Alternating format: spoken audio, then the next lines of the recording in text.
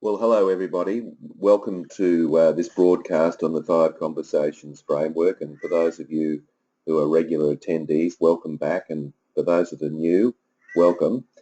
And I just point out to you that if you've got any questions through the presentation, please just type them into the question box there, and I'll try and attend to those as we go through the webinar. So if you've got a question, something comes up, by all means type it in and I'll keep an eye out and try and answer it at different points throughout the hour that we spend together.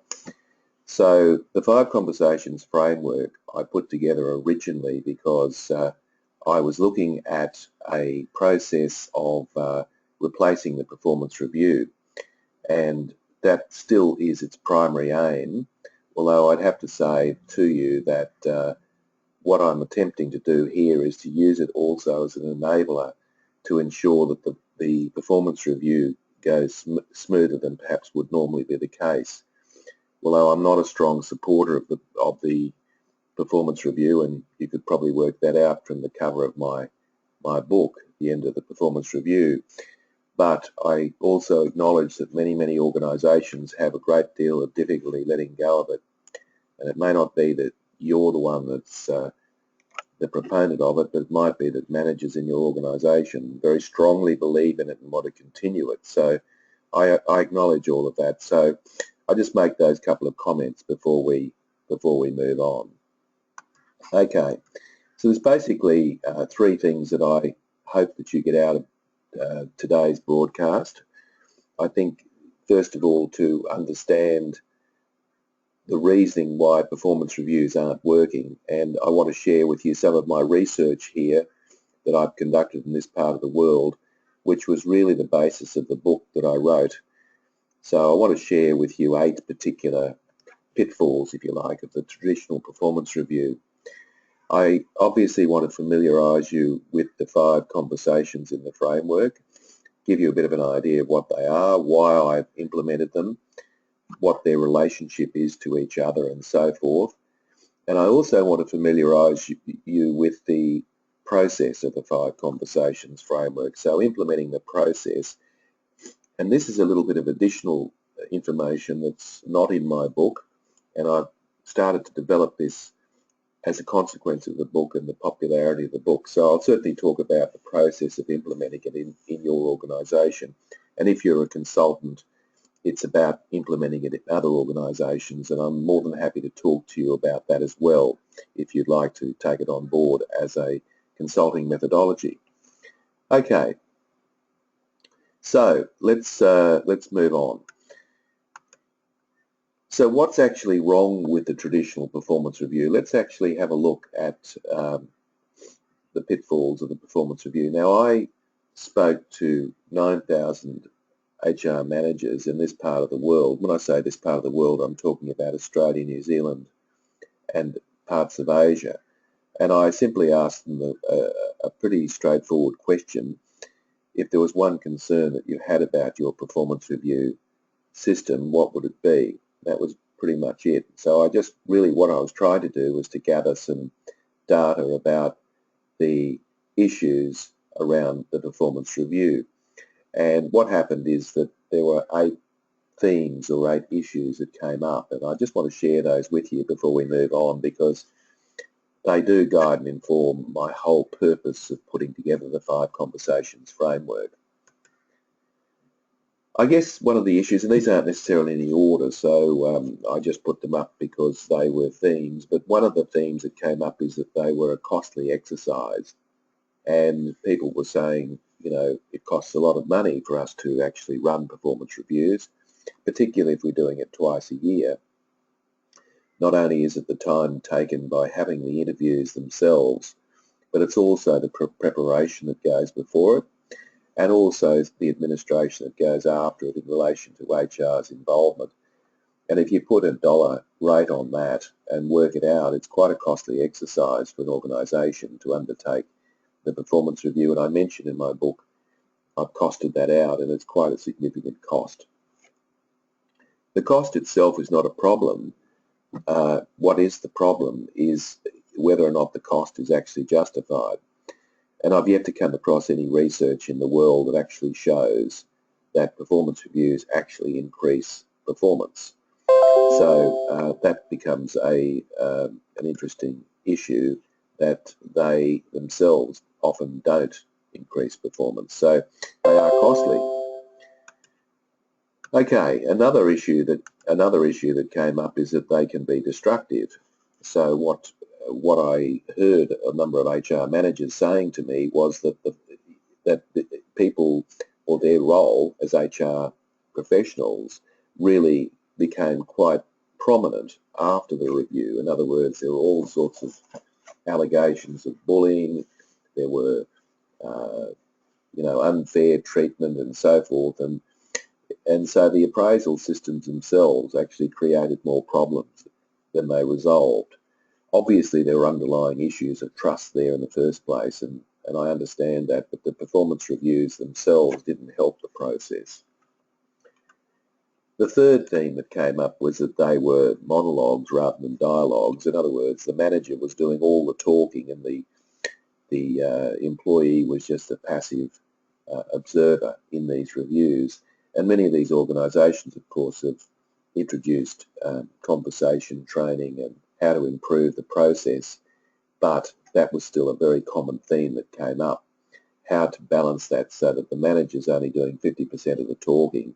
So it really becomes a dialogue rather than a monologue. So that became a big issue.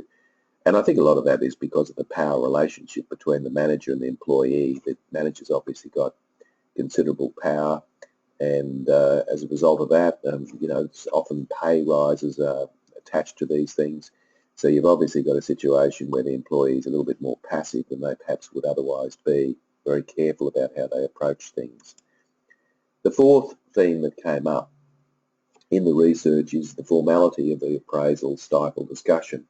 Often these appraisals were conducted or are conducted in the boss's office, behind the desk, the big mahogany desk, and of course that's not conducive to having a conversation.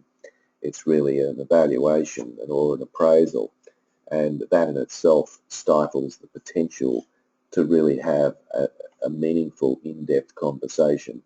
So that became an issue in lots of organisations I spoke to.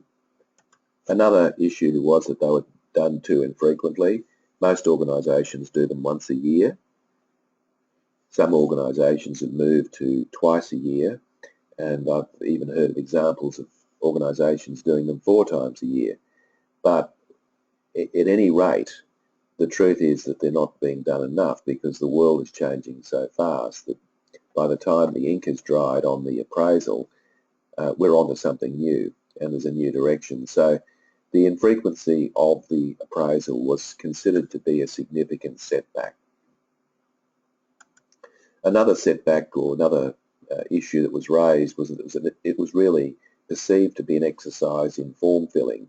So it was seen as a bureaucratic nightmare by managers in particular, who had to fill out these forms. And they filled out these forms, and in lots of cases, the exercise was seen as a form-filling exercise rather than a review of performance, which obviously became an issue.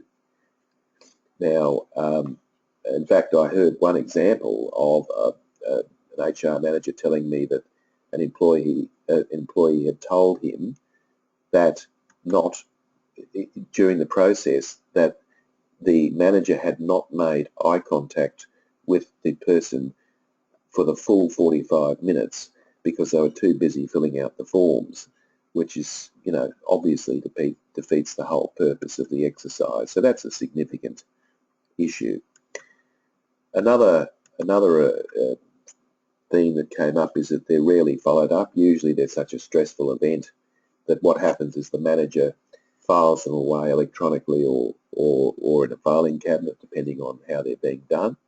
They're not opened again until just before the next review in the following year. So nothing actually changes out of the review. And obviously, if nothing changes out of the review, then you could say that the reviews aren't really being cost effective. So that was a big criticism from quite a few HR managers that I spoke to about the review. Finally, people told me that the whole exercise was perceived to be very stressful. There's nothing wrong with stress per se, but unnecessary stress, there is a lot wrong with it. And it's not just the employees that found or felt stressed in the process. The managers themselves felt stressed in the process. HR felt stressed in the process because they had to follow up a lot of people, deal with a lot of issues that surfaced as a result of this process. So the whole exercise was quite stressful, and for what a lot of people told me, unnecessarily stressful. So that became an issue. So there's pitfalls, if you like, on the performance review per se. So I guess what's out there, what's out there in the world in terms of being able to review performance? Well, I just wanted to sort of capture that here, if I may, and then talk about where the 5 conversations framework fits in. So if we think about a continuum, and at one end of the continuum we have the traditional approach, we then in the middle have a kind of a discussion approach, and then at the other end of the continuum we have a peer group approach.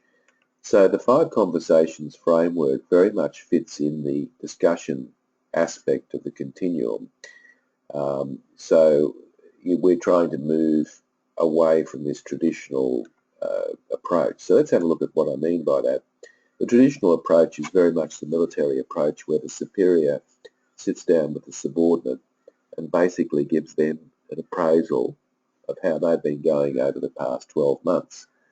And the employee is really just a passive observer, and the boss makes his or her decision, and that's that. So that system, surprisingly enough, is still very prevalent in many organisations that I work in. Despite the fact that people are window dressing it, essentially it is a traditional approach. The discussion approach is about building trust and authenticity, and that's where the 5 conversations comes in. It's about building a new kind of trust and authenticity by creating a situation where there is a constant dialogue going on between the manager and his or her team members. And the peer group approach is really based on teamwork, and that is what happens in the peer group approach is that the entire team has feedback to each individual. So each of them are accountable to each other to give feedback on their own particular performance. And so this is often done by 360-degree feedback or other strategies such as crowdsourcing, where people are given the opportunity to have a say in each of their colleagues. And that's a relatively new phenomenon, but one that's gaining increasing interest in the world of work. So the traditional approach is very much based on power. That is, the boss has all the power, so the boss can make his or her decision, and his or her decision is final.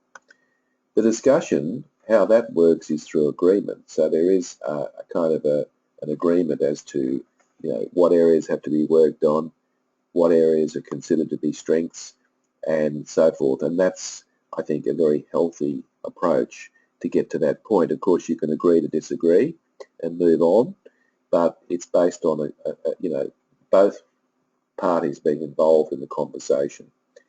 And the peer group approach is based on multiple perceptions. So if 8 people have suggested that somebody needs to listen more, then 8 people may well be wrong, but it does carry some weight that there is a perception that that person perhaps could be listening better to other people because 8 people have indicated that. So that's how that one works. The traditional approach is based on the judgment of the manager, and the managers are sometimes right and sometimes wrong, but it's based on one point of view, and that's the manager. The discussion approach is based on a mutual agreement between the 2 parties in the particular review process, which is a better way of going. And of course the peer group approach is based on a peer group judgment, so there's a kind of a consensus of what the team actually thinks.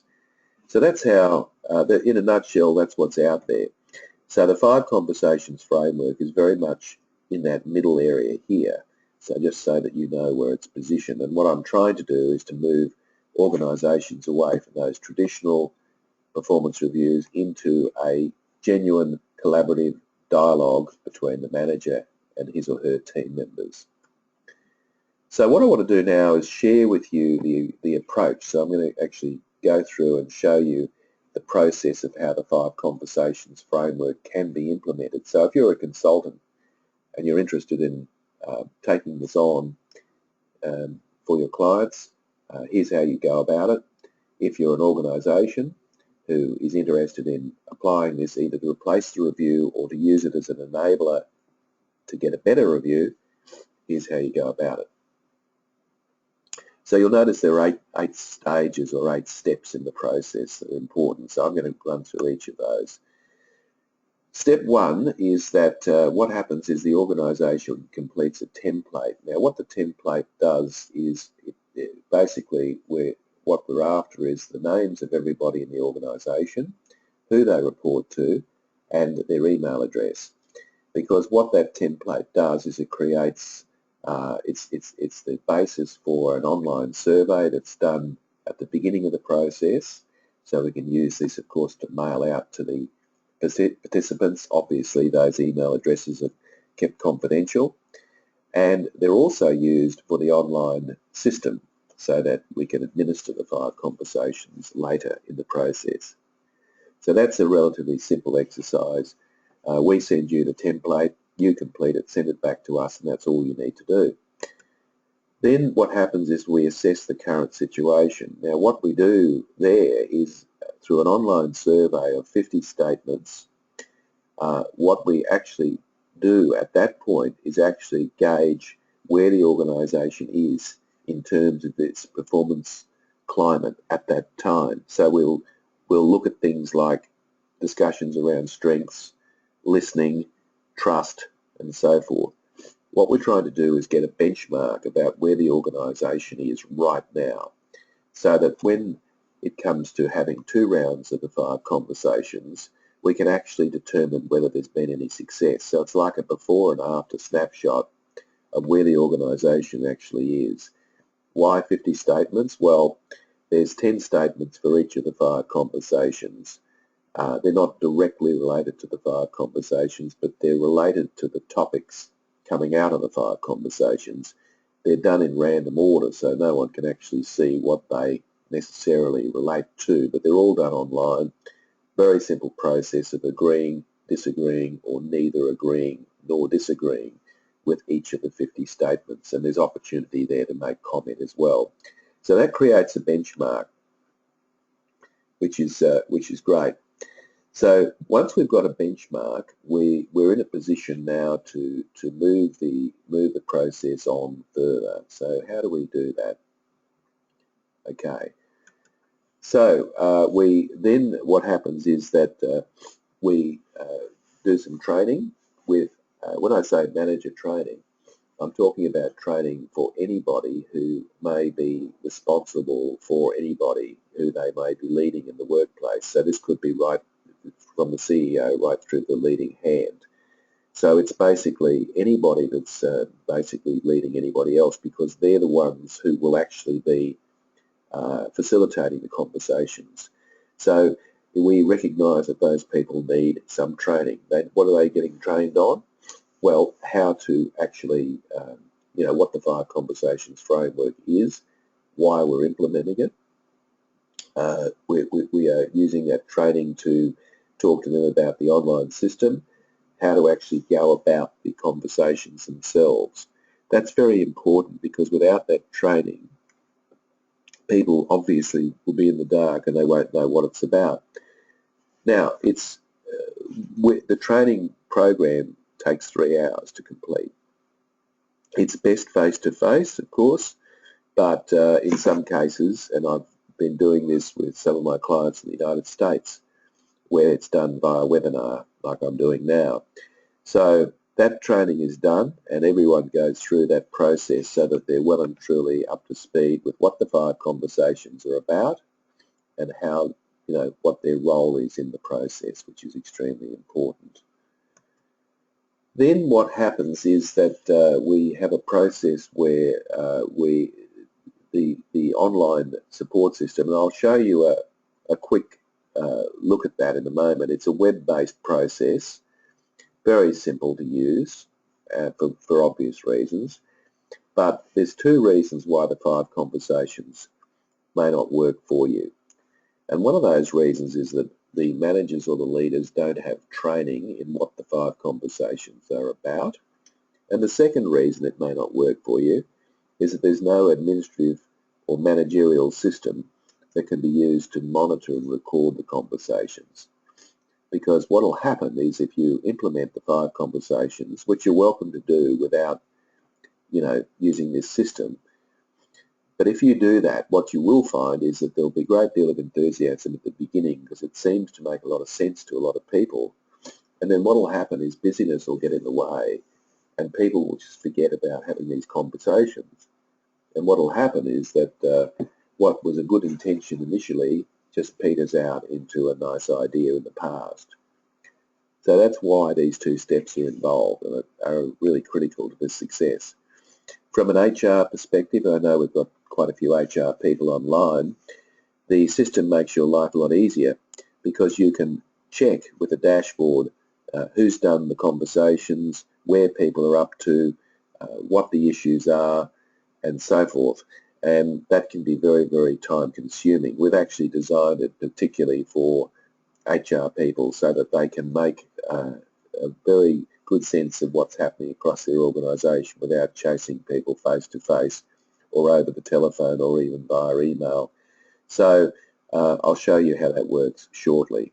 So the system is up and running, and of course how we set all that up at our end. So the whole idea is that if the template's been completed at the beginning correctly, that's all that's needed, and we'll do the rest.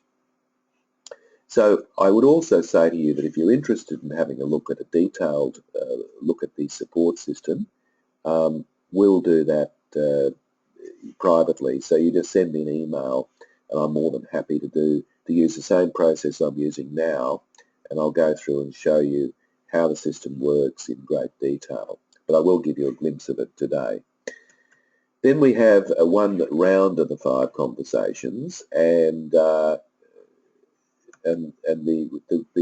round of the 5 conversations is 5 conversations that go once a month for 5 months, and each of those conversations are 10 minutes in duration. They're designed to be 10 minutes in duration. Now, some people might go longer, and that's fine because they may need to go longer, but they're designed to be short, sharp, continual dialogue between the supervisor or manager and his or her team members. So they go for 5 months, and then at the end of 5 months, I guess the next phase is that we would like to assume that there's going to be performance increases. Now, we don't know that for sure because we haven't done any measurement, but I think the perception for organisations have taken this on, when I've spoken to HR managers, generally it's quite favourable after getting through one round. People will say, well, yep, people are talking, there seems to be a little bit more trust, there seems to be a little bit more transparency, people are now building better working relationships up with their particular boss and so forth. So we don't know that for sure, but we'd like to assume that that's the case after one round. We also recommend that you, if you do take this on, and I recommend this in my book, that you do 2 rounds of the 5 conversations a year. So that basically means that any supervisor in your organisation is having 10 10-minute conversations every year with each of his or her team members. Now just think about the difference that would make. 10 10-minute conversations is not a big ask, but it would make a huge difference in terms of building rapport, trust, communication, a whole range of different things. So we recommend that. We also acknowledge that for some it's a huge leap, and therefore one round of the 5 conversations a year may well be the right way to go. So once you get to once the next step, or step 7, is that there's the second round of 5 conversations. So really over a 12-month period, as I mentioned, you've got 10 months where you've got conversations dedicated to a particular theme and 2 months without. So you might say, well, what goes on, what happens in the 2 months? What do people do? What do people actually do in that 2 months? Well, we acknowledge that, businesses and organisations have peak times, and you can position this or build this around, in and around your current work cycle. So, for example, if Christmas is a busy period for you, then you can quite easily just start the 5 conversations, say, in February, and continue it, but have have December and January where you don't have any of the 5 conversations at that time. So it's designed to be flexible. The other thing is, of course, if you're using the 5 conversations as an enabler to improve the process of performance review, then of course in that 2 months you might actually have your performance reviews. So that's the rationale for that. So, at any rate, go through a second round of the 5 conversations, and then the final part of the cycle, if you like, over a 12-month period, is that we do a repeat reassessing of the current state, or the change state, as I'd like to think. So what we actually do there is ask the same people the same questions in the same way, which is those 50 statements online, and give people an opportunity to have an input, and that creates some data where we can actually compare the before and after, so to see if there's been any change. And I'll give you some examples of how that works in a minute. Now, that's really important for lots of reasons. It's important because you want to know that what you're investing in is actually working for you. So obviously, you want to see some tangible evidence that it's actually making a difference. So this assessing of the change state does give you that opportunity to make a judgment about that. I think secondly, it also provides benchmarks. So if you go through this process once a year, you can actually start to track and progress your workplace culture and start to create this culture, what I call culture of conversations, so that you have this, companies spend hundreds of thousands of dollars a year on these culture surveys, when you in fact have got access to one of those by using this process. So it saves you a lot of money and gives you an opportunity to determine whether or not this process has been successful for you. Look, I might just pause there. If you've got any questions, please go ahead and type them in, because I just would like to keep this as participatory as possible. So just in the question box there, if there's anything that you'd like to ask, please go ahead and do that, because that's probably a logical place to stop at this point. Got one question here in relation to the length of time of each conversation. The question is, what if the conversation continues beyond the 10 minutes? Well, look, Brad, thanks for the question. Look, it doesn't matter. I mean, at the end of the day, there are only 3 or 4 questions for each conversation, albeit they're very focused, very useful. I put a lot of thought into those questions and what they are. But the bottom line is, with those questions, they should only go for 10 minutes, bearing in mind that the employee comes to the conversation already knowing what they're going to be asked. So they're not sitting there saying nothing or not having thought about what it is. So that they are actually ready to go. And I'll show you how that works shortly. So that should work well. But I have had cases where people, as I said earlier, have gone on for more than 10 minutes. And sometimes that's very important, because, ironing out a disagreement or talking about something that's occurred is probably useful sometimes to do. So, I don't have a problem if people go up beyond 10 minutes. They're certainly designed to be 10 minutes. because, obviously people are busy, but it's important that that dialogue continue. But we don't need to spend hours and hours having conversations, but we certainly need to be talking about people and about their development. So the focus is very much on developing people rather than appraising people, if that makes sense. So what we're really trying to do is develop people. And when you see the topics of the 5 conversations, you'll see that they're very much developmental rather than giving people ratings out of 5 or whatever. Because frankly, giving people ratings out of 5 can often be a cop-out for not actually letting them know how they're actually tracking and what they're actually doing. So actually having a conversation with people is often more meaningful than just giving them a score out of 5. And as many of us would know, there are lots of organisations out there that are throwing their performance review on the scrap heap, or at very least getting rid of their, the rating system. Anyway, that's probably another discussion for another webinar at another time. Now, what you're looking at here in front of you is the is part of the process of the. Remember, I talked about the assessment, the online assessment.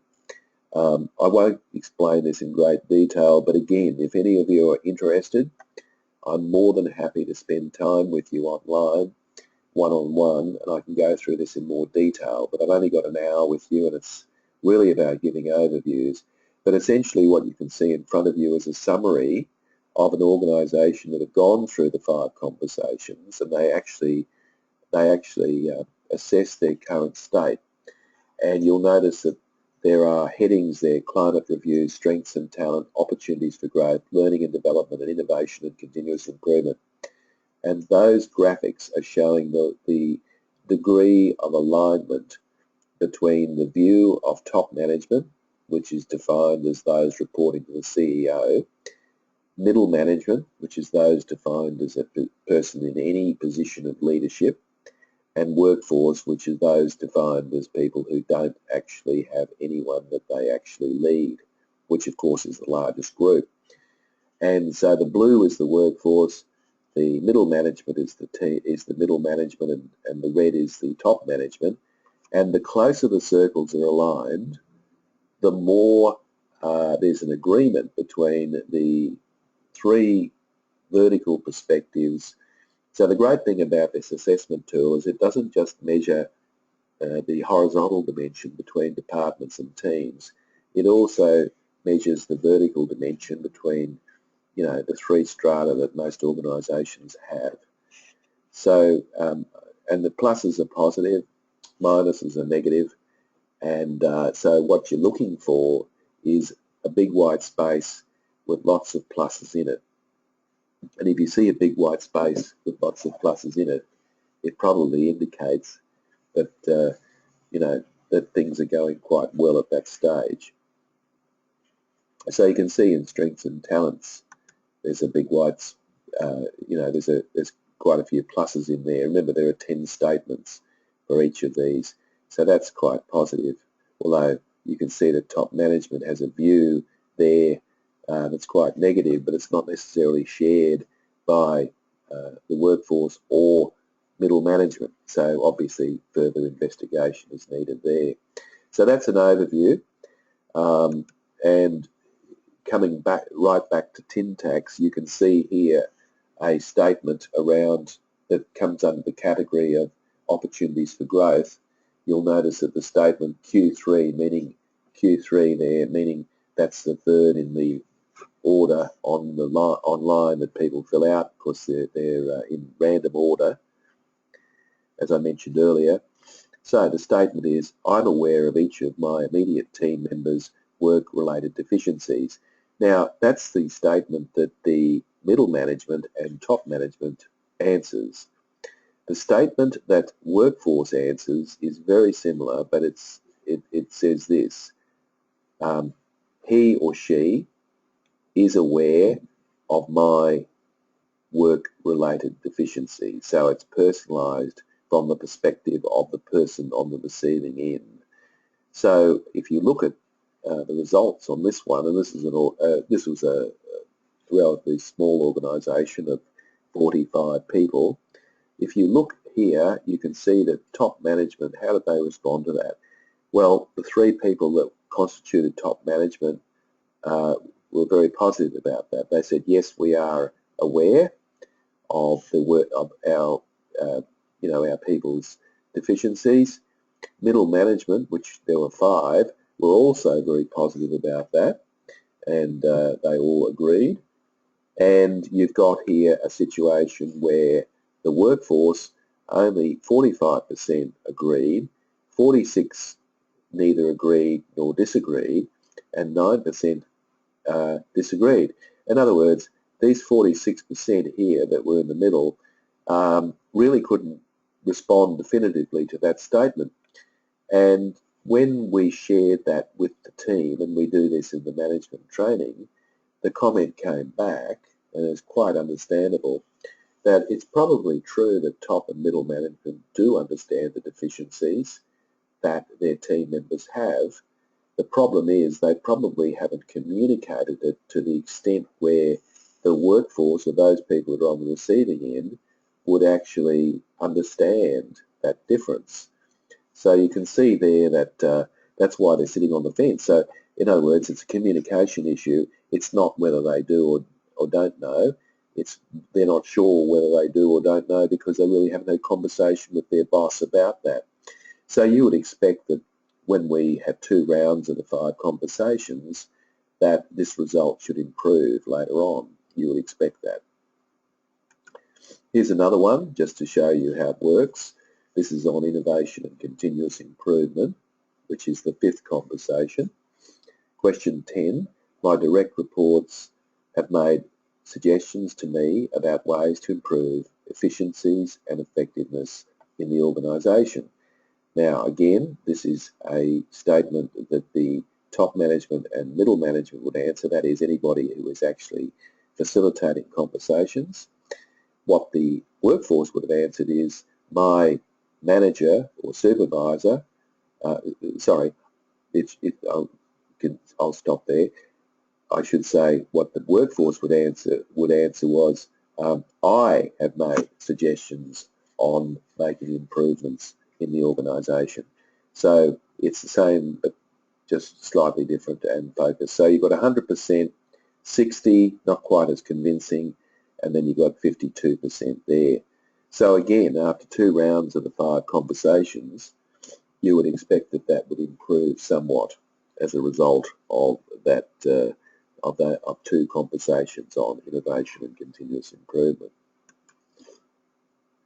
Okay, and as I said, happy to talk further about that in more detail with any of you that are interested in looking at that in greater detail. So if you've got any questions at this point, please put them in. I will answer them as we go. So just while you're typing in any questions there, I might continue the process. Now, I've made a provocative statement here, but I intend to back it up. And I say here that the roles that people play in organisations are more important than the jobs they do. So what do I mean by that? I think there's a lot of roles that people are expected to play in organisations that are not captured in the job description, but yet those roles are critical to performance.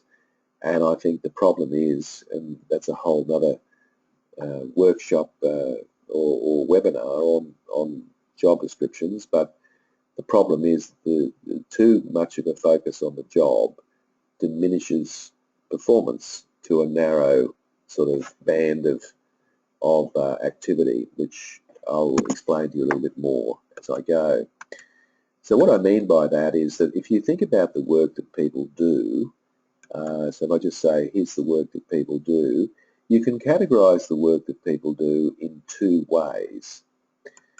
First of all, there's the job role that people do. Now, the job role is what actually is written in the job specification, and the job role is usually recorded in a document called the job description. And pretty much what that covers is the technical requirements of the job. So we're all aware of that, and I think that's fine. But the problem is there's a whole other dimension of work, and I call this non-job roles. These are roles that people play that are critical to success in organisations that are not actually captured in the job description. And the 5 Conversations framework does a very good job of being able to discuss some of these non-job roles.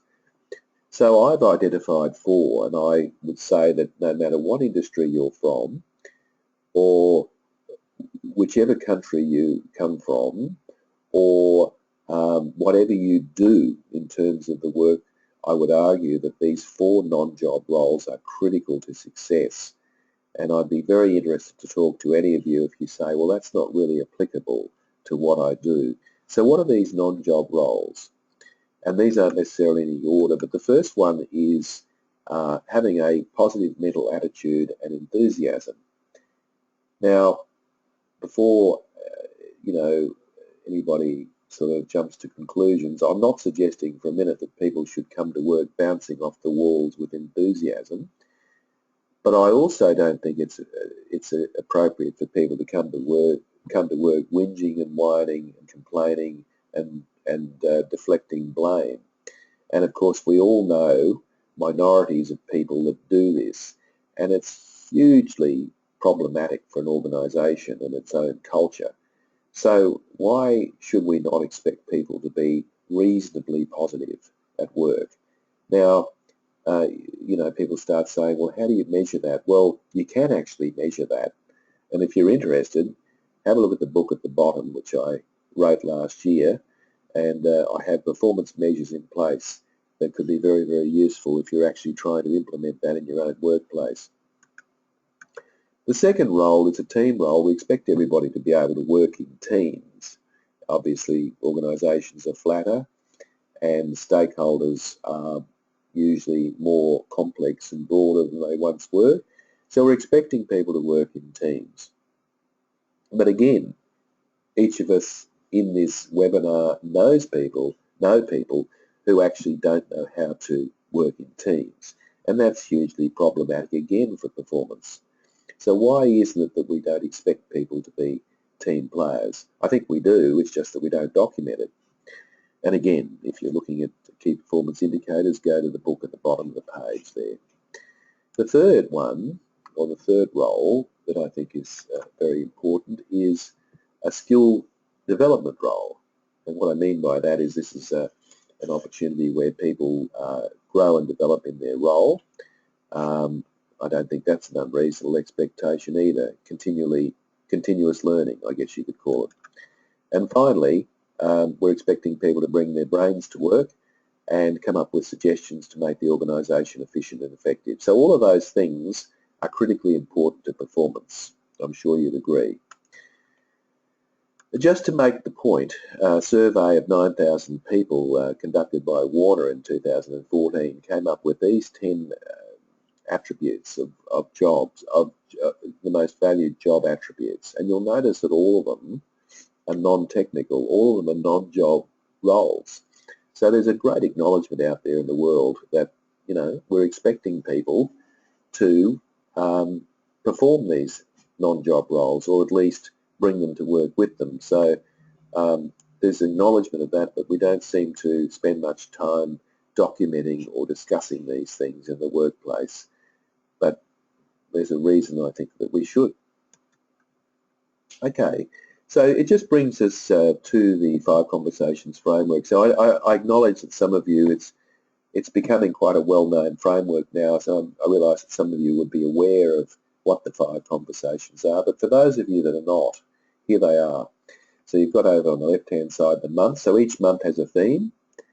So for example, in month 1, the theme is climate review, and what that looks at is basically 3 things: job satisfaction, morale and communication. And organisations spend, again, hundreds of thousands of dollars a year implementing engagement surveys. You're actually doing this as part of that, but it's just done face-to-face, which is a far better way of doing it. But essentially, it's not just a survey. You're actually trying to connect with people. So that first month is around, for example, the first question is on a scale of 1 to 10, 10 being high, 1 being low, how would you rate your current job satisfaction? That's the question. Person says 5, and then the person facilitating the conversation says, can you tell us why? And that leads on to a discussion about how it might go from a 5 to a 7. And it may not always be able to do that, but at least the conversation's being had. Then you go to strengths and talents, and usually in month 2, why aren't we starting with what people are good at rather than worrying about what people are no good at? So it's actually really important that let's start with the positive psychology. Let's start with what people are. Let's start with an upward cycle of positivity, and how can we utilise those strengths and talents in their current and future jobs is really the question. In month 3, we're looking at opportunities for growth. Opportunities for growth, of course, are the areas that need to be improved. So at the moment, we've now talked about strengths and opportunities for growth. So it's logical that in month 4, the conversation then moves to a conversation around learning and development, because obviously there'll be some key learning and development issues that will come out of how to utilise or build on people's innate talents in conversation 2, and also how to actually minimise or overcome certain things, weaknesses in month 3, which is the conversation and opportunities for growth. Not all of those learning and development opportunities, by the way, might be sending people off to training courses. It could well be just coaching people, having conversations, mentoring and so forth. But all of that's recorded on the online system. And there's your training needs analysis from an HR point of view. So you don't need to spend hours and hours assembling a T&A. There it is for you. It's already done. It's done as part of the 5 conversations framework. And the final conversation in month 5 is innovation and continuous improvement. So these are ways of making the organisation more efficient and effective. So we're expecting people to come to that conversation with thoughts and ideas about how they might improve their current workplace, which is exciting to think that in that month, just imagine the month of June is actually a month where everybody's having a conversation on innovation and continuous improvement. There's bound to be some fantastic ideas coming out of that. Not all of them, but there's bound to be a handful, and those can be implemented as a result of that. Okay, so I'm just mindful of time, and so remember, if you've got any questions, just type them in, and I'm more than happy to answer those as we go. I just wanted to quickly summarise the benefits of the 5 conversations, and then maybe just give you a quick overview of what the website looks like. So one benefit is it creates an ongoing dialogue between a leader and his or her team members, and that's important. At the moment, we don't have that ongoing dialogue, in my experience. Secondly, it creates a more open and direct environment, so you can be open and direct at the same time, and it does open up a lot more dialogue and a lot more conversation in workplaces. The byproduct of that is increased performance, increased engagement, higher performance and so forth. How do we know that? Well, again, we have the online tool. We can actually assess whether or not that's been effective. Another benefit is it's flexible, so these 5 conversations can be done anywhere at any time. So they can be done on a park bench, they can be done in the car, they can be done on out in the lunchroom, where it's private, wherever. So there's a flexibility to the process. So the manager's responsible for fitting these conversations in and around his or her current schedule. Another benefit is timely, so it provides timely information for the manager to act upon it, which is really important. And finally, it's far more relaxed and enjoyable because it's a conversation. It's not just some sort of a evaluation or appraisal, which becomes extremely important as such. So there's a lot of opportunity for that to occur. So there's 5 really good reasons for that. So let me just launch into the website, and I'll just give you a bit of an overview.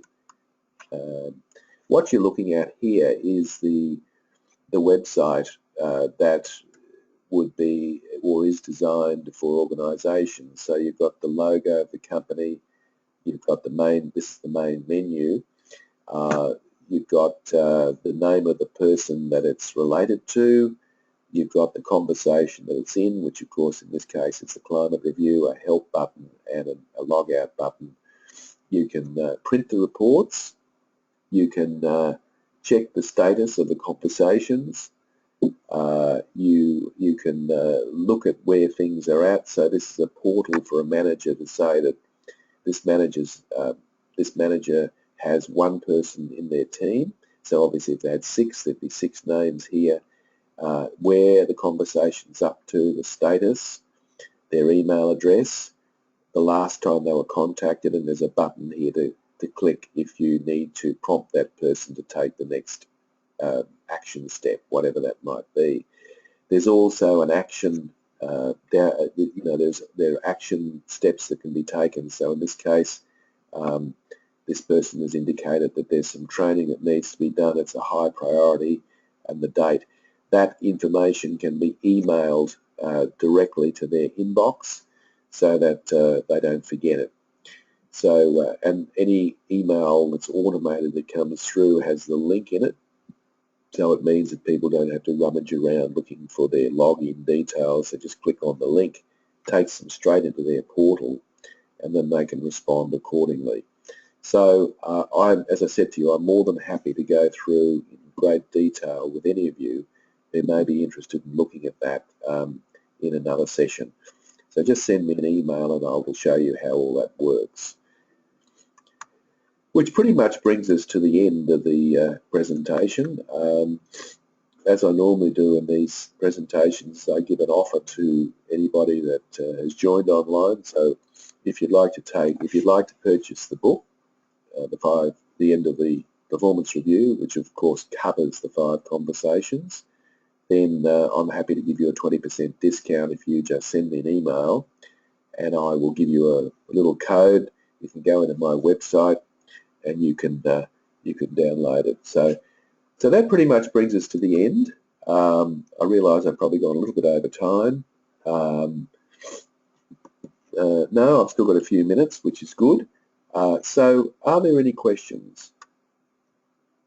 So if you've got questions, type them in. I'm more than happy to answer them at this stage.